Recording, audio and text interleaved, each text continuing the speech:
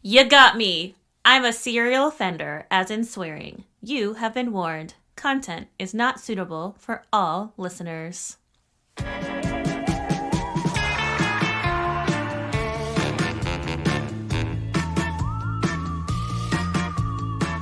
Welcome! You're listening to Bewitch Banter. I'm Krista, and I believe that people are inherently shitty. And I'm Amy, and I tend to believe that people are naturally good. But ironically, I'm a super believer in the supernatural and all things spiritual. And I'm a total skeptic. We're best friends, and in this podcast, we're seeking to explore and understand each other's perspectives, with deep dives into the spooky, the spiritual, the magical, and the mystical. And some straight up spoofs. Today, we are covering serial killers and the supernatural. Cheers to that! Cheers! Cheers! With our La Croix. Let's get cereal.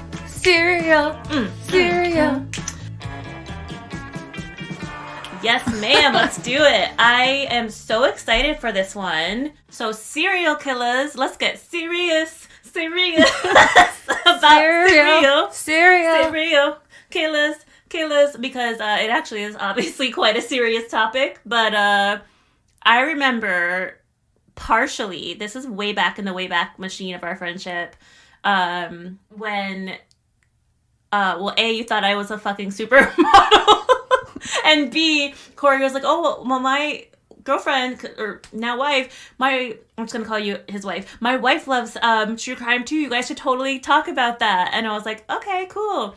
And turns out, here we are with our podcast about true crime adjacent things. So I guess I'm excited, especially because we really haven't covered a whole lot of true crime per se up to this point. I feel like our whole podcast is crime related. It is. I think what you're saying is we don't cover murder. I feel like every episode we cover some kind of crime. Maybe that, yes.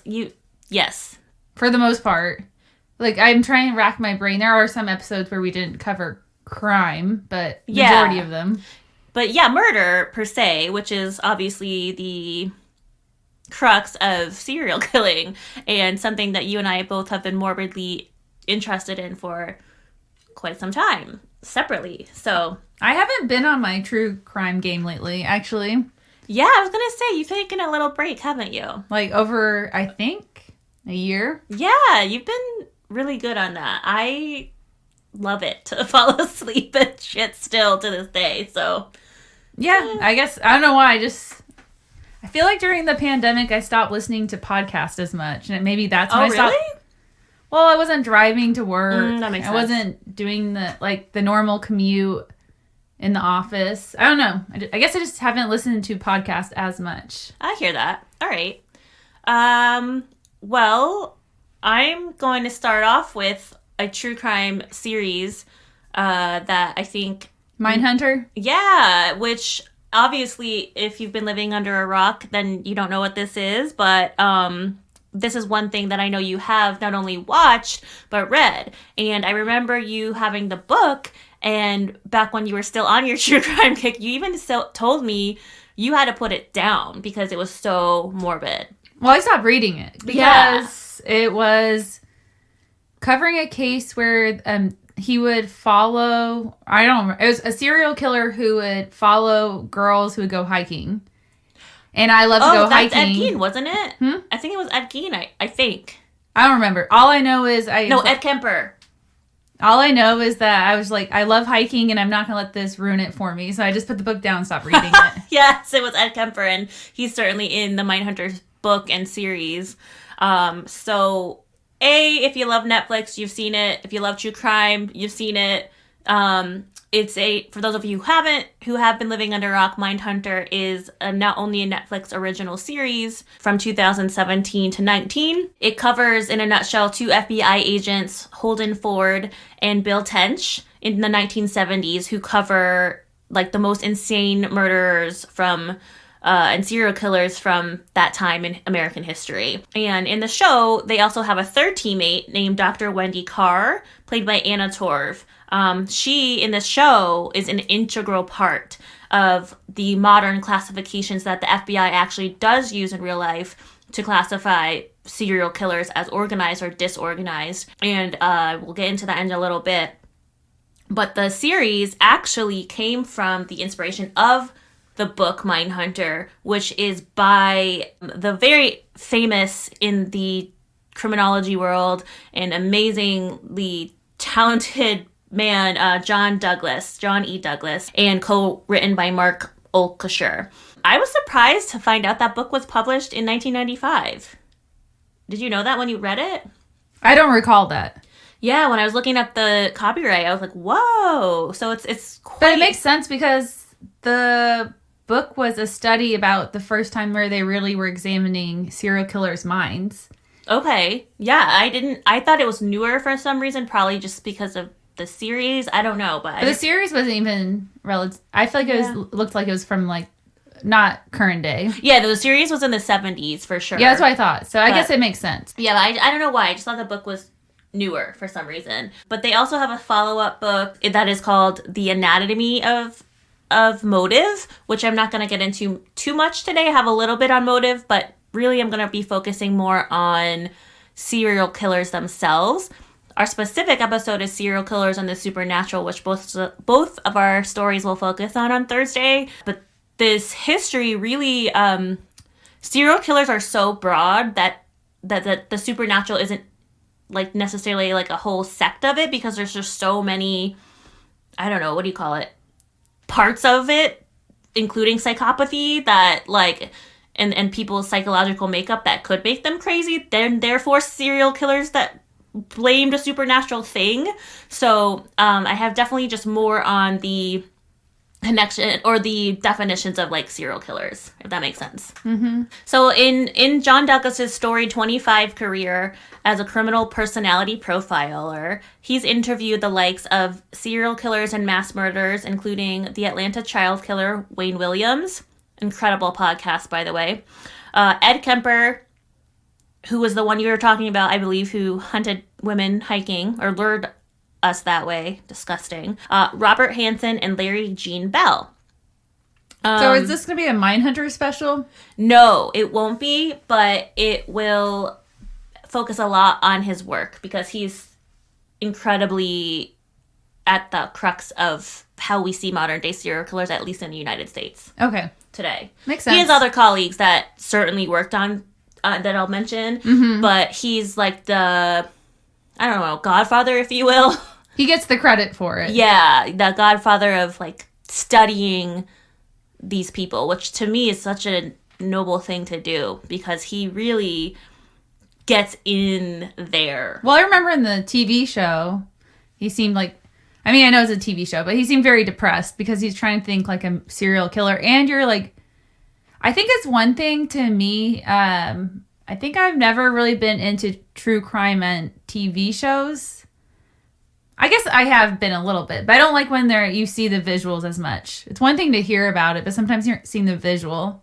I agree. I've never been one of the true crime fanatics who can look at crime photos. No, I can't. I can't stomach that stuff. It's really tough. Now that I'm like edged so far deep into the genre, I do it more because it's there, it's prevalent, but it's not my nature to be that kind of curious. You know, like that is why I never really became a detective as much as this fascinates me. I can't, I'm too much of an empath to stomach looking at a body that had been mutilated or attacked in such a violent way that many serial killers do. I always have hated, I know a lot of people love it, but like, you know, America's like funniest home videos? Yes. When people hurt themselves, I don't even enjoy that. It makes me feel sick. I don't think it's funny. Yeah, it depends on what it is. Like in football, for example, like I can't even watch when football players get hurt. That just breaks my heart. Like, well, A, it's gross if it's something severe where you see their knee break or whatever. No. But like, it breaks my heart because it's their livelihood and now they're fucked, you know? Mm-hmm. But how John Douglas isn't a batshit crazy himself is beyond me. That you know of. Yeah, that's true. Yeah, how it's able to function at all in any space, honestly, after being that up close and personal with such, like, we covered evil, right, in our devil episode, and that shit's evil. the shit he was doing and seeing and interviewing, I mean... Oh, yeah. Pure evil. Well, and it would be hard to look at someone who's a human and be like, how are you this way? Right. And that's what fascinates me so much about this whole topic, and the behavioral science unit that he was a part of and helping form, is because it's getting in, no pun intended, the mind of these people. And like, was it nurture versus nature? Is it your DNA? Is it like, what makes a human how is a human capable of such grotesque things is what I think fascinates so many of us. Mm-hmm. I agree. Because it's something you think, I could never do that. They're doing what I could never do. Mm-hmm. Or even think or ponder like to do. Exactly.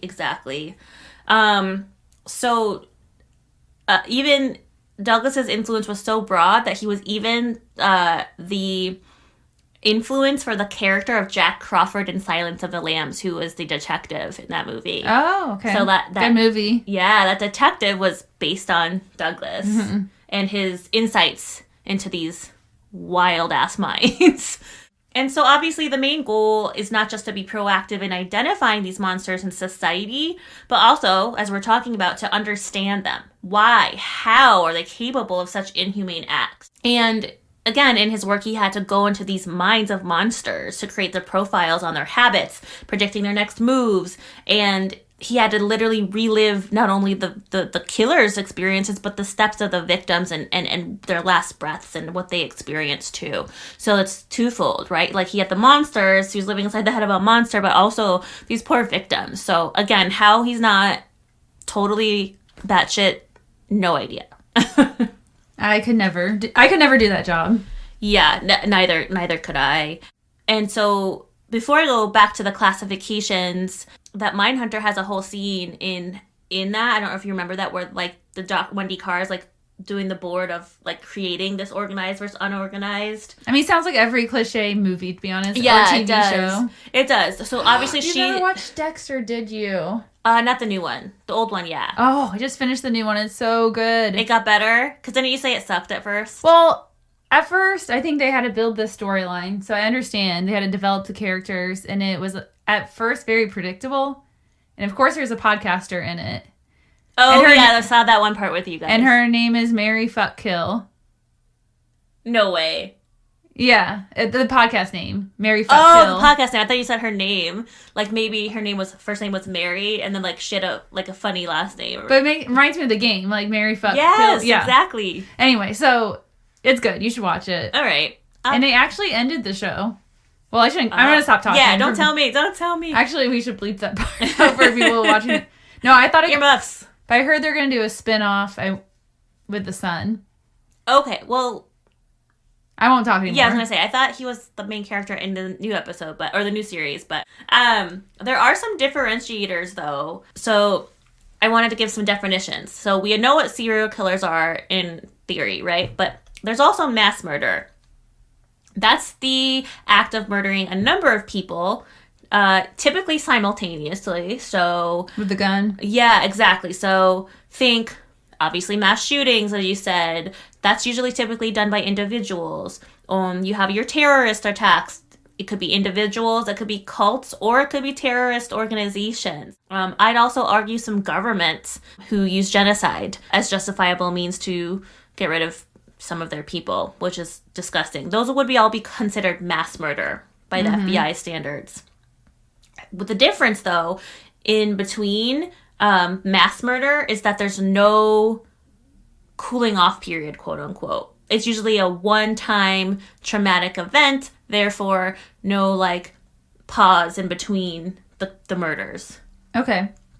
Makes sense. And then we have spree killing between the murders. So they're probably like more gang related, right? Yeah, exactly. It could be gangs, it could be like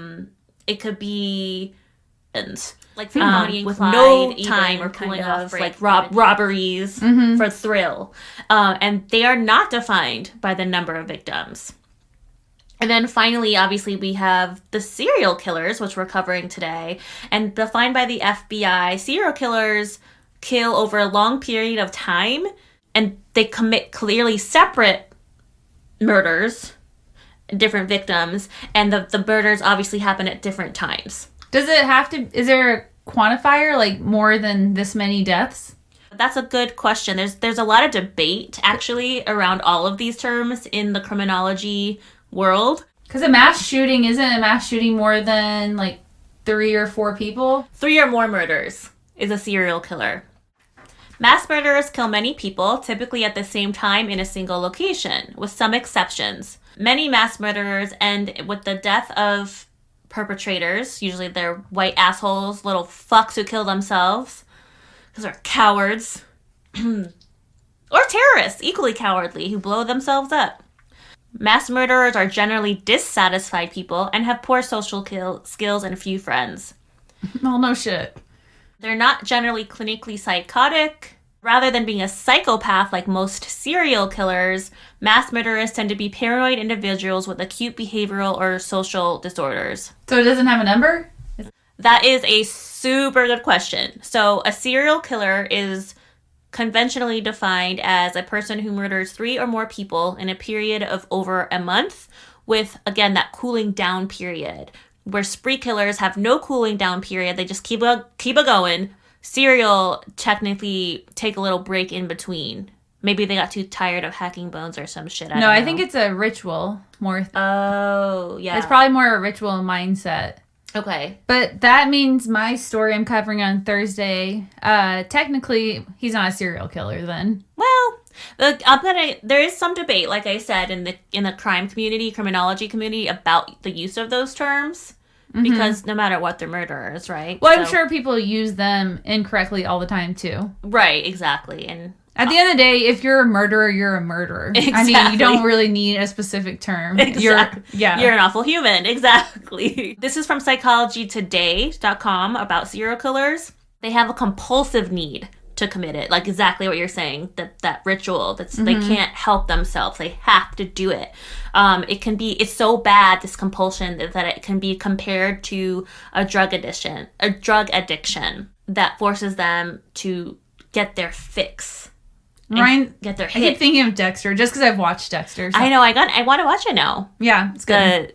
The new one. Because he would always call it his dark passenger. Oh, that's right. Yes, I found out in the books, actually, the books are different. He was actually a demon possessed him in the books. But they changed it in the TV show. I didn't know there was a book. Yeah, it's based off a series. Oh, is it? Yeah. Shit.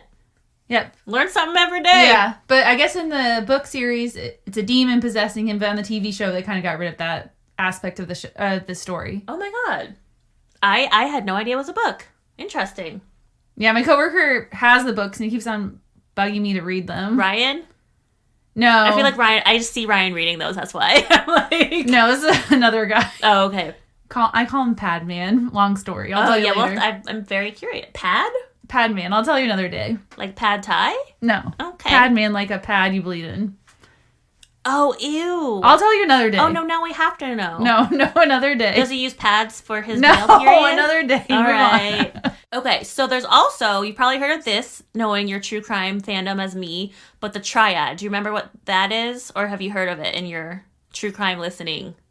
Well, my attention span's not great, so I probably heard it, but I don't remember it. Well, typically, serial killers used to be associated with 3 things. Animal abuse, bedwetting, and fire setting. Oh, okay. I've heard that. This triad became known as the MacDonald Triad, as it was written or proposed by J.M. MacDonald in 1963.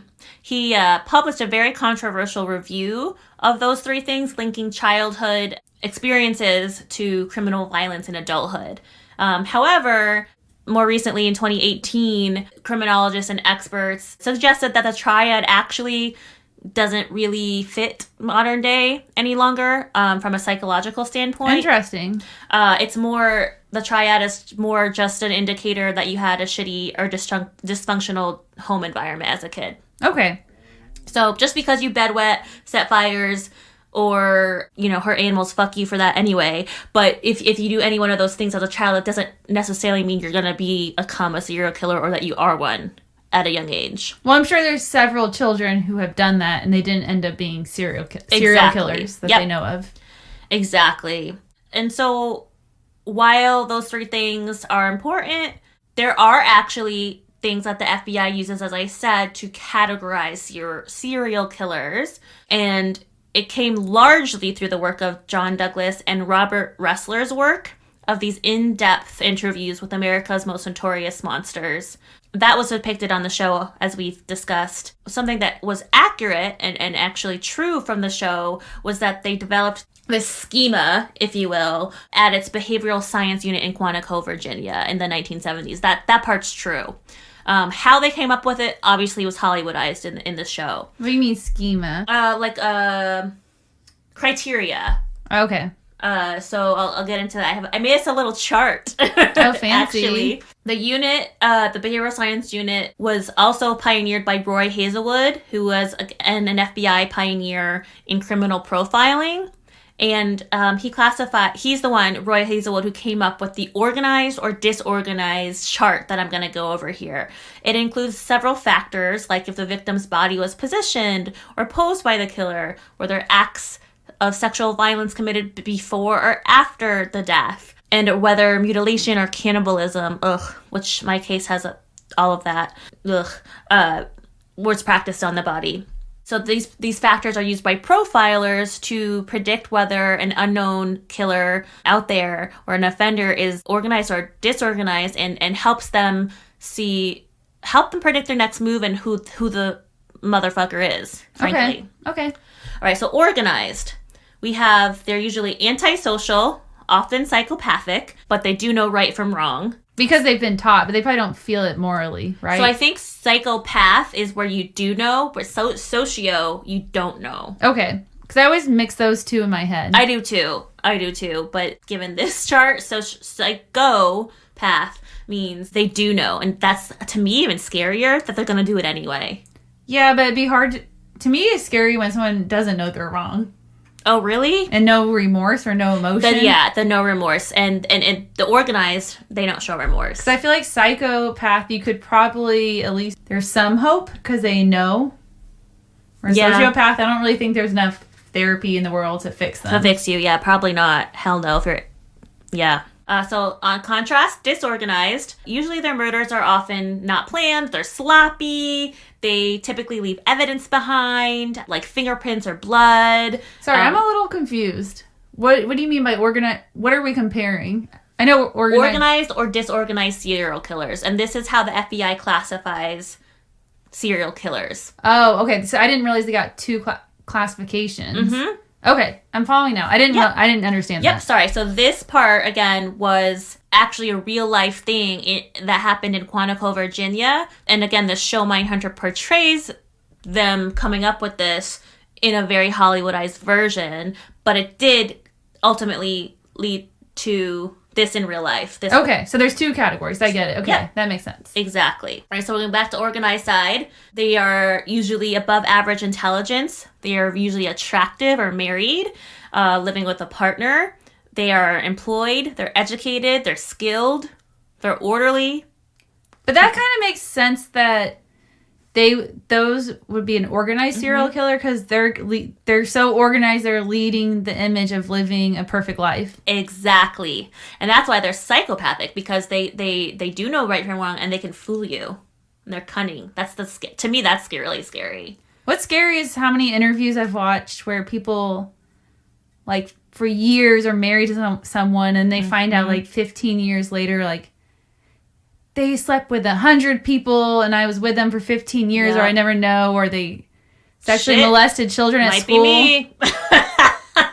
No, I don't think that's a thing, but. Or like murdered people. And I'm like, can you imagine sleeping by someone every night and not knowing that information?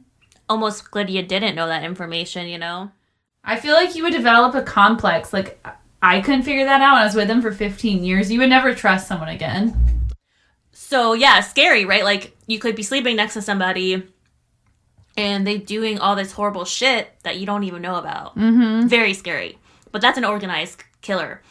Disorganized, they're usually below average intelligence. They may be young. They may be under the influence of alcohol or drugs, or they might be mentally ill, or all three. Back to organized, they exhibit social graces. They may be very charming. like Dexter. And they often talk and seduce to their victims into the situation of getting captured or trapped.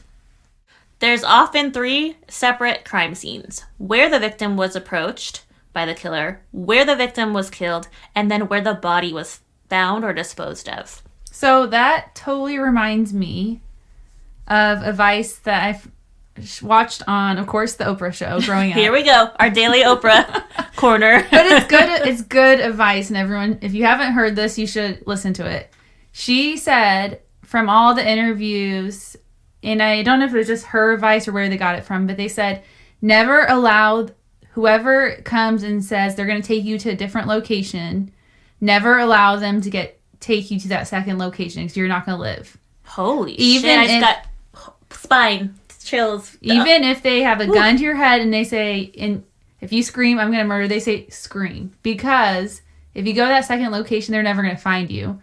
And she had a girl on the show who had someone, this is years ago, had someone come up, try to kidnap her, and she remembered the advice, and she screamed bloody murder. Mm-hmm. And I guess she was on an interview with Oprah later on, like, you're the whole reason I lived. Because I think whoever was trying to kidnap her had a track record of taking people to a second location and killing them. Was the second location always the same location? I'm not sure. Oh, wow. I can't remember the details, but I just remember the advice from was never allow them to take you to the second location. And that's why for the organized killer, they do that because they can't track your movement so much. Ooh, I got chills on that one. Yeah, I'm surprised you don't know that one as a true crime lover. Yeah, I feel like maybe I have heard it over the years, but it's a good reminder to not be so naive again. I feel like I've gotten back to naivety and complacency, just walking around campus during the broad daylight when thousands of shit other happens students... then still. I don't know. What are you going to do, hide away in your office all day? Fuck no. But I'm just saying, I feel like I've gotten less fuck politeness-y. I need to stop that shit. By walking around campus? No, just in general, like not being as aware of my surroundings as I was. Oh, like when we were in Sedona and we found a femur from an animal and you called the police?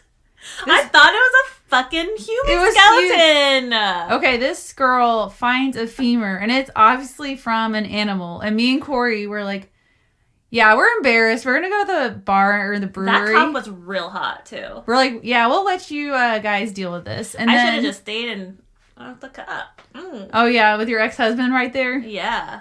But, yeah, so they called the police to come out. And he's like, oh, you guys are from the city, right? Oh, yeah, that's right. That's the first thing he said. And then he looked at it. He was like, yeah, that's an animal. And I was like, yeah, that person, if that was someone's leg, they would have to be a giant. It was pretty fucking huge. It weighed like 20 pounds. Oh, God. Well, I was being cautious. I put it on the grill and everyone got mad at me. Bad juju. They're like, I can't believe you put the bone on the grill, Amy. I was like, what was I supposed to do with it? Leave it in the yard for the... Didn't Rocky have it? Isn't that how we found it? Like, Rocky comes out. Yeah, like we were in the hot tub and Rocky, her dog... Rocky. One of my babies. Yeah, Rocky, her dog, comes running up and has the bone, and they're like, "It's a human!" And it was like a big, huge, 3-foot bone in this dog's mouth. Yeah. And we're like, "What the fuck is that?" We go up, and I thought it was legit a human femur. Yeah. Oh. That's why I was trying to flee the scene, and then the cop pulled up, and I was like, "Shit, I'm still here, and I have to be part of this now." She was embarrassed of me. Wouldn't be the first time, won't be the last. Yeah, exactly. Damn sure. Okay, back to disorganized killers. They're, again, slappy AF. They usually have no attempt to move or otherwise conceal their victims after death. Organized are very difficult to apprehend, as you were saying, with the second location thing. Because they're smart and they go to crazy lengths to cover up their tracks. They're very, very forensically savvy, like Dexter, another example of a character who knew exactly how to cover his tracks, being a blood pathologist or a phlebotomist, right? Wasn't that what he was? I know he studied, like, analyzed, like, blood splatters and... Yeah, I think he was a phlebotomist, but... I don't think it's that, no. Yeah, they study blood. I thought. Google it. What is Dexter's occupation? Oh, no, phlebotomist is vein. Yeah, I was going to say, that's definitely not. Okay, what? He was a blood analyst. Cause yeah, blood analyst, you're right. He basically would examine... He was a blood analyst because he basically would examine the, like... He would be able to look at something and be like, oh, the blood splatters in this direction. I think I'll also do, like, physics and stuff. Yes, you're right. Yeah. Blood analyst, not a phlebotomist. My bad. Whoops. Either way, I hate blood, so... I'm good. So, organizers are super savvy. They even are very familiar with, like, criminal investigation. So, they, like, try to... they can work the system easily because they're familiar with it. Well, aren't they usually, like... putting themselves in the crime scene? Yep. Or in the press. Yep, that's one of the things next. They often correspond to news media. So think Zodiac Killer writing to all the Sacramento papers and San Francisco papers. Mm-hmm. Many others too, but that's one of the examples off the top of my head. Unorganized folks are... folks, like they're fucking jolly old people. Yeah. Unorganized serial killers. Let's not call them folks. I don't like unorganized. Like you call your neighbor. Unorganized serial killers are usually this makes me kind of sad, but kind of not because they're pieces of shit anyway, but they're often sexually inhibited and uninformed. They have some aversions and weird sexual pathologies. So seems like the category should be moron and not moron. Moron. Yeah, it could be. Yes. I mean, yes. Unorganized, all they're saying is they're stupid. Pretty much. Like the smart killer and the dumb killer. Yeah, actually, for our sake, that's what we can call them from here on out. The dumb killers often are fearful of others. They might live alone. They often also are very confused even during the commission of their own murders. They have no reliable transportation often, so therefore they live usually very close to whomever their victims are. And because of that, they actually also, dumb killers, quote unquote, blitz their victims and use sudden, overwhelming, overpowering force as like a blindsiding attack. And then after the attack, they usually leave the body right where it was. No attempt to hide it, just boop. Okay, because they probably didn't really think it through. Exactly. And then finally, to wrap it up with some examples of organized or smart AF killers. Let's not call them smart. That's actually smart seems like a compliment to a murderer. Yeah, it does. Good point. Okay, so organized. Yeah, I was like, let's not. Organized killers. Let's not compliment the murderers out there. Ted Bundy, Joel Rifkin, and Dennis Rader are examples of organized.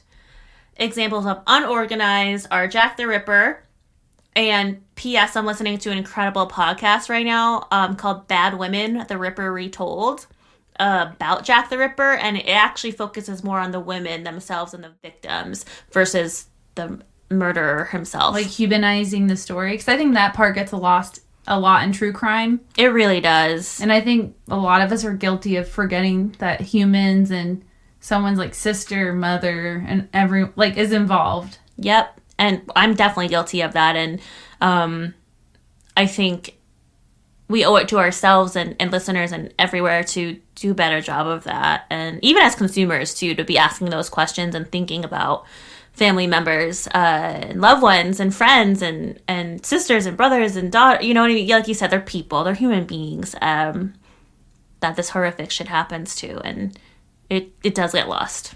It does. Mm-hmm. And the sensationalism of it all. It is important to note that serial killers can be a blend, by the way, of organized or unorganized.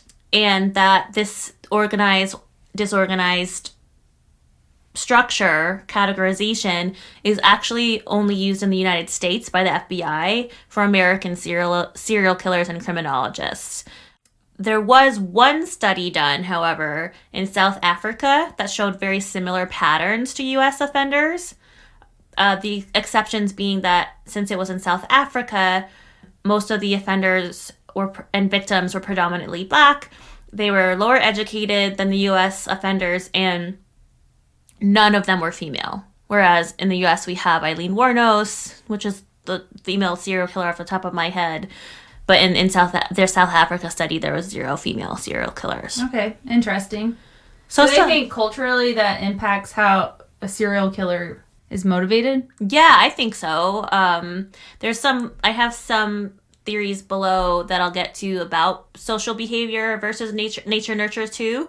So what I'm about to cover is just some motives and or like causes for the murder. So you're kind of mentioning like societal pressures and differences. This is just some further categorization of what types of motives there are. So there are the visionaries. David Berkowitz, who is also known as the son of Sam killer, may be an example of a visionary killer, serial killer, because he has claimed that he saw a demon who ordered him to commit murders, and this demon came through his neighbor's dog. So visionaries meaning you're hearing things, a little bit psychotic, those type of visions. There's also mission-oriented. They justify their acts.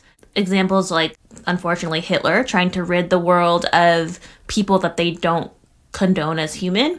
Others could be like people who, like Dexter, right? Again, going after quote-unquote bad people to murder. But in this example, they could be drug users, prostitutes, people of different ethnicity, as I said, Hitler, another religion. These people are mission-oriented killers are not generally psychotic, but they are obviously very hateful people, given that description. Examples are Joseph Paul Franklin. He was an American white supremacist who, disgustingly editorializing here, targeted Jewish people and biracial or black people. And he was a serial killer? Mm-hmm. And he incited a race war. We have hedonistic killers. They're out there for the thrills and the lust. So, like, they want that quick fix, that quick hit again. Okay. So they're, like, seeking a rush. Mm-hmm. Again, the drug. Like, give me that hit. Mm-hmm. Keith Bianchi, who was one of the Hillside Stranglers, is an example of that. And then Jeffrey Dahmer was hedonistic as well. There's power and control. That's Ted Bundy, an example. And then there are others who claim the media made them do it because they see or hear or experience some violence portrayed in media that it, quote-unquote, influenced them to act that way. Okay. Ted Bundy is another example of that. John Wayne Gacy, Ed Kemper, and Jack the Ripper are all examples of serial killers who have cited, the media made me do it. Believe me, the media. Well, it's kind of like I discussed this in my story a little bit, but the Columbine shooting. That whole discussion was like, did video games cause them to cause a mass shooting? Yeah, I'm curious about that to see what you uncovered because... well, I don't cover it. You don't? I just mentioned it. Yeah. Because there's a similar situation in my story. Okay. Yeah, I'm very, very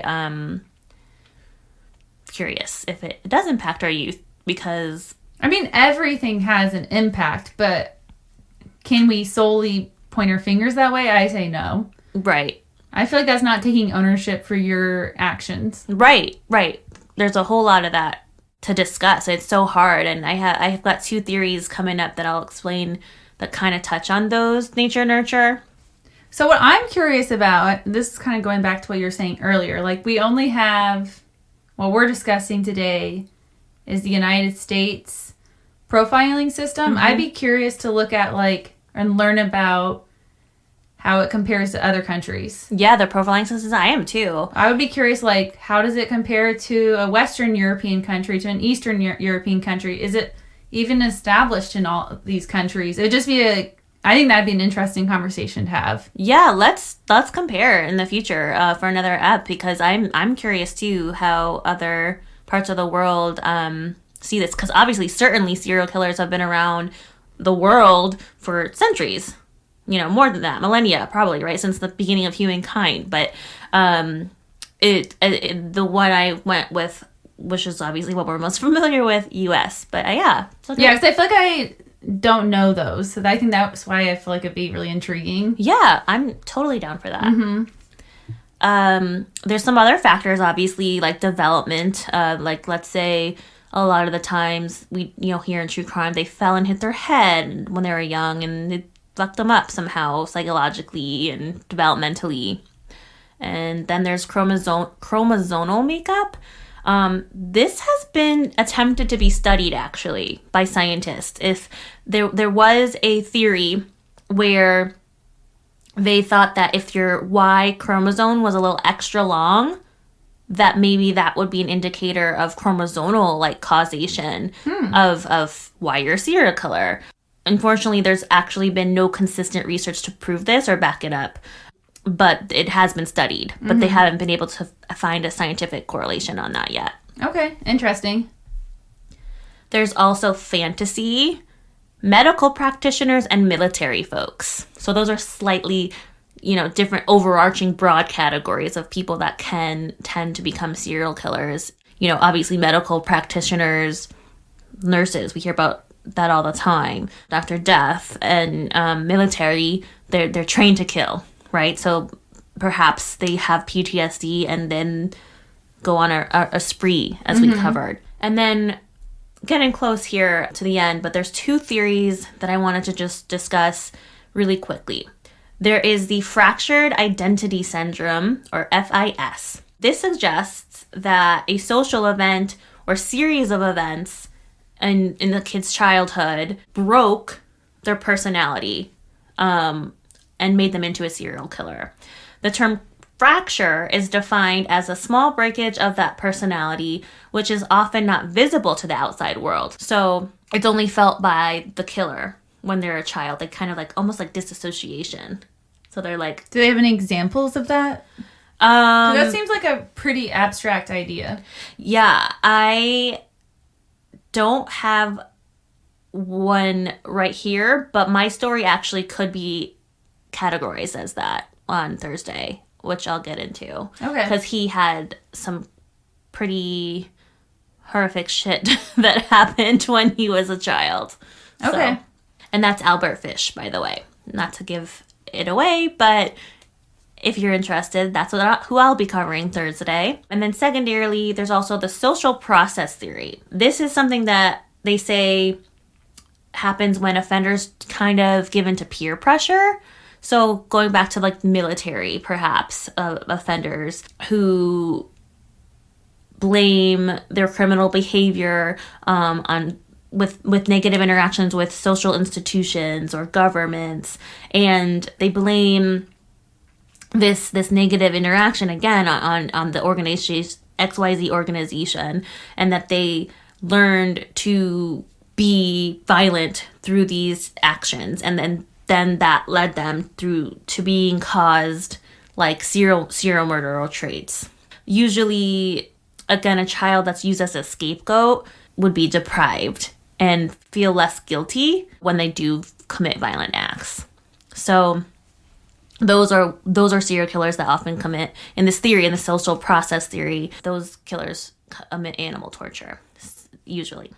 So yeah, you have you break as a child, and then you have blaming it on society, basically. Are two theories. Okay. I was when you were saying the second one, I was like, am I following this? Yeah, that was a little scientific, but yeah, so essentially you're blaming other people on why you're... Okay, so it's external factors are causing you to have these motives to kill people. Exactly. Okay. Yep. And then as far as those who blame the supernatural, as we're covering this week, there's very many of those who claim God, to demons, even to witchcraft and werewolves, Those could be Albert Fish, Peter Stump, and I put Sean Sellers because I believe you are covering him. Yes, I am. And I don't know his story, so... I never stumbled upon it before either, so I thought it'd be an interesting one to do that's not so covered, I hope. I'm sure lots of people have covered him, but... Yeah. That was a little different, at least for our world.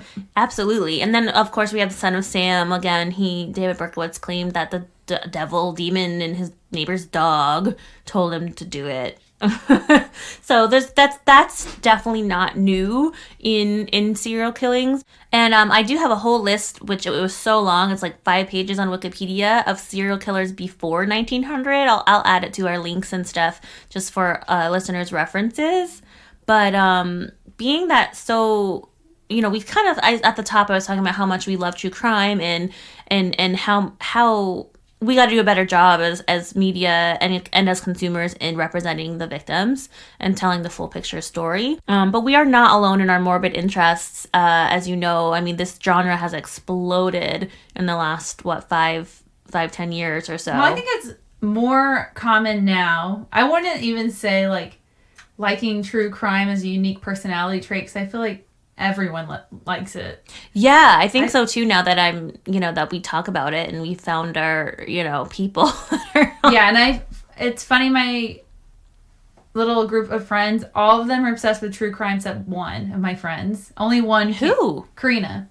Oh, good for her. She can't handle it. She hates it. Aw, that's good. Good for her. I wish I wasn't so morbidly fascinated, but I am. Yeah, and I feel like and they said it's women predominantly who are so obsessed with it. Oh, that part I didn't know. Yeah, it's definitely a female-led cult following. Huh. Yeah, we'll have to check that out or research it rather in the future. I'm really curious about why women, I think there's a lot of studies saying why. Yeah, let's talk about that sometime. Can't remember why off the top of my head. Yeah, I mean, out the top, probably I'm thinking, like, because we want to protect ourselves, and... I don't really think that was it. No? Huh. You could look at... But there is a book, though, that I want to give up to listeners called Why We Love Serial Killers, The Curious Appeal of the World's Most Savage Murderers by Scott Bond. He's a criminologist and commentator, and...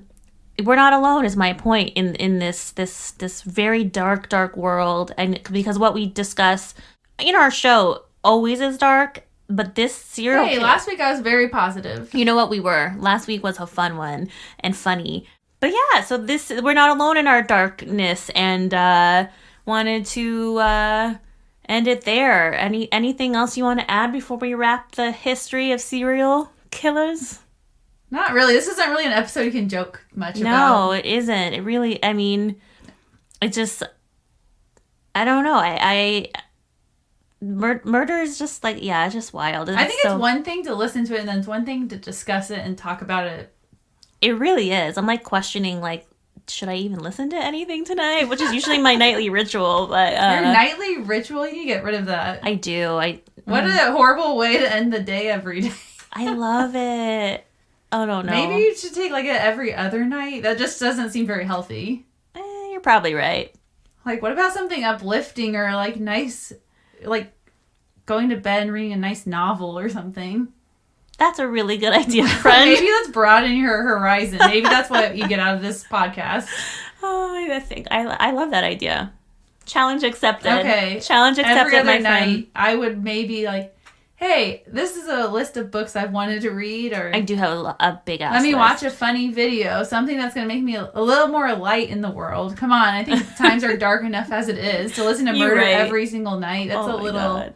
I think maybe what I've learned tonight is that you got a problem. That's the one thing I learned. Oh, great. Oh, man. Well, we hope you guys enjoyed that, and Amy diagnosed Krista. That's a wrap for today. Don't listen to true crime like I do every night. Peace, Bewitches. Peace, Bewitches.